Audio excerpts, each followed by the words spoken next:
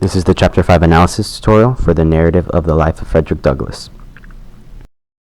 First, in paragraph 1, he uses ethos when he refers to Colonel Lloyd's plantation, Mrs. Lucretia Allwood, and Master Daniel Lloyd. This is considered ethos since he recalls the people and places he has been in the past. There is also pathos towards the end of the paragraph when he states, he referring to Master Daniel, became quite attached to me and was sort of protector of me. He would not allow the older boys to impose upon me and would divide his cakes with me.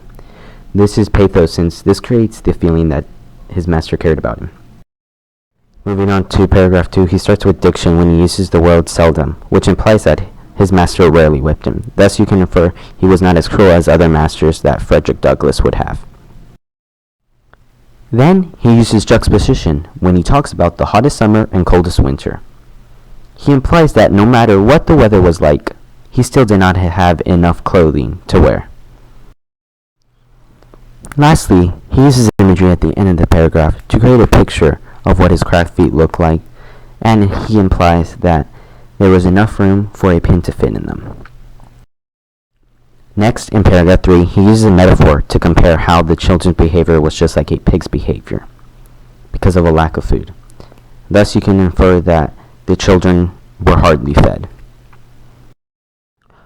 While in paragraph 4, there is imagery and diction. Imagery is shown when he describes what he is trying to wash off in the creek, which is scurf.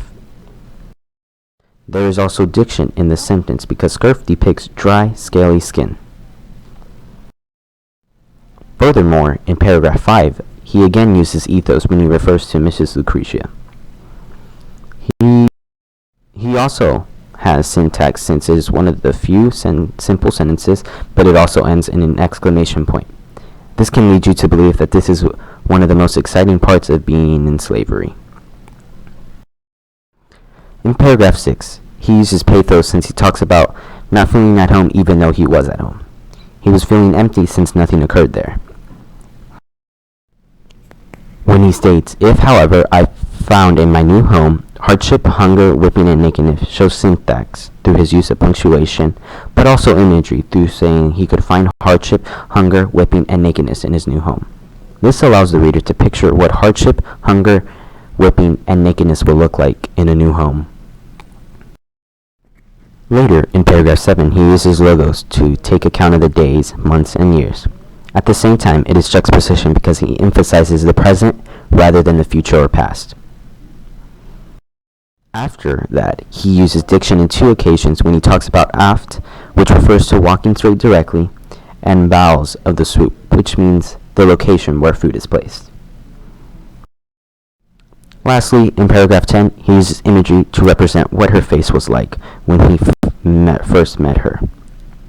He also uses antithesis to show that she is not like the normal white masters that he has met, since they were cruel and mean to him, while she is nice to him at first.